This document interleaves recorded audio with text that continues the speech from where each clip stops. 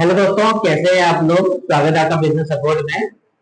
Generally loan के बारे में आज बात करने वाला हूँ। कुछ लोग जो प्राइवेट लोन लेते हैं, कुछ लोग लेते हैं गवर्नमेंट लोन। प्राइवेट लोन लेते हैं वो तो एक अलग ही प्रोसेस हो, बैंक से जाके बात कर सकते हैं आपकी कैपिटल एसेट के अकॉर्डिंग। और आप किस टाइप का लोन लेना चाहते हैं, कितना उसका रेट ऑफ इंटरेस्ट होना चाहिए, वो कम्प्लीटली आपको मिल जाएगा बैंक ब्रांच से। जो भी आपके नियरेस्ट बैंक ब्रांच हो आप जाके पता कर लीजिए। मैं बात करने वाला हूँ यहाँ पर गवर्नमेंट लोन के बारे में।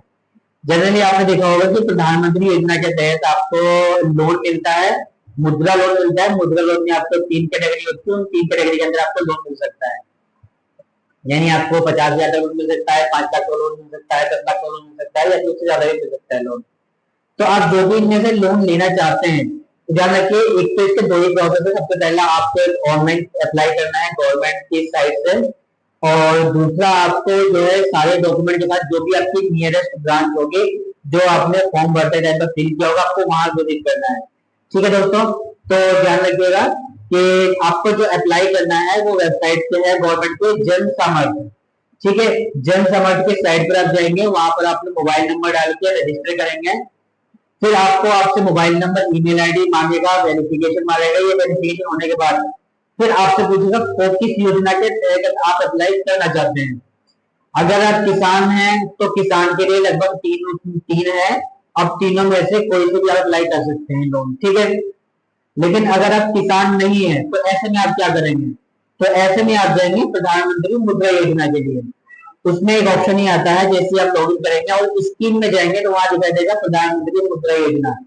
आप उसमें जाएंगे और बिजनेस की डिटेल्स, जितने भी आपकी बिजनेस की डिटेल्स होगी, एड्रेस से लेकर आपका एड्रेस हो गया है, जीएसटी हो गया है, एमएसएमई हो गया है, शॉप एंड एस्टेब्लिशमेंट हो गया है। ठीक है, सर्टिफिकेट तो चाहिए, चार है, GST, MSME, shop and establishment certificate.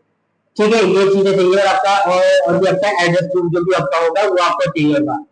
ये सारी डिटेल्स जितनी भी होंगी कम्प्लीटली आप रेडी करने के बाद फिर अप्लाई करेंगे। अप्लाई एप्लीकेशन के टाइम पर आपसे बिजनेस का आइडिया भी मांगेगा, और आपसे 3 साल की आपसे बिजनेस की आइडिया मांगेगा।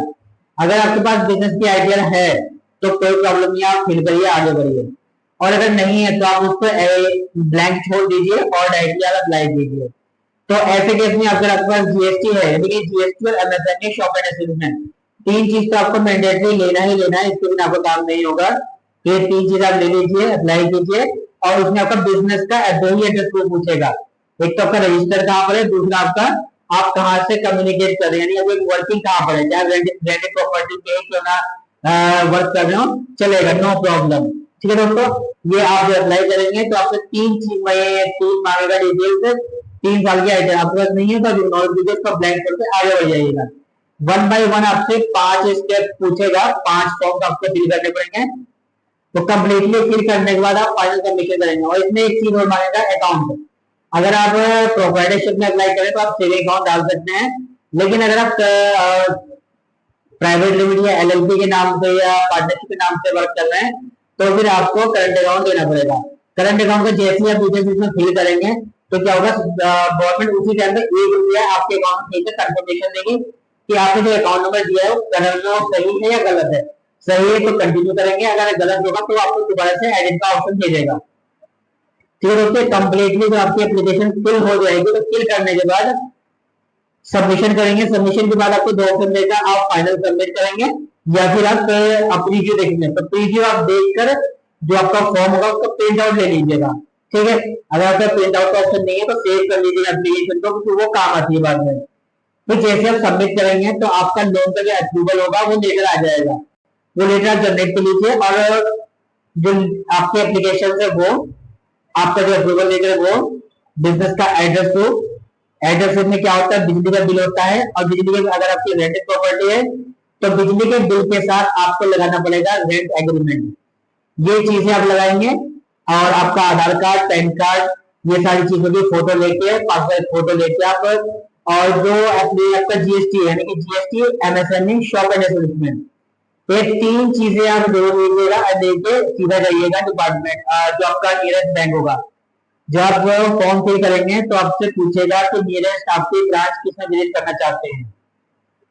आप जो नियरेस्ट ब्रांच होगा उसमें डाल दीजिएगा।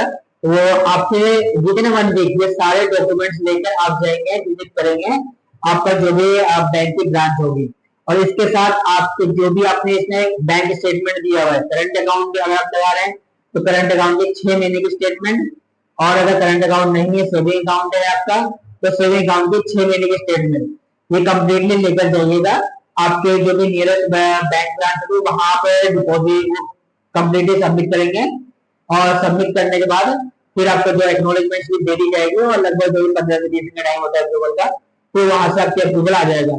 अप्रूवल दो तरीके से आ सकते हैं, जितना आपने अमाउंट फिल किया है वो कंप्लीटली आपका जो है अप्रूवल हो जाएगा, या फिर दूसरा होगा कि आपने जितना अमाउंट फिल किया है वो आपके बिजनेस के अकॉर्डिंग या नहीं है, और आप क्या करेंगे उसको जो है कंप्लीटली आपका उससे कम जो है अप्रूवल, मान लीजिए आपने एग्जाम्पल के तौर पर 10 लाख अप्लाई किया है, तो 10 लाख के लिए आपका अगर बिजनेस है तो मिल जाएगा। अगर 10 लाख के लिए एप्लीकेबल नहीं है तो आपको 2 लाख से लेके 10 लाख के लिए तो कुछ भी आपको गवर्नमेंट अप्रूव कर सकती है।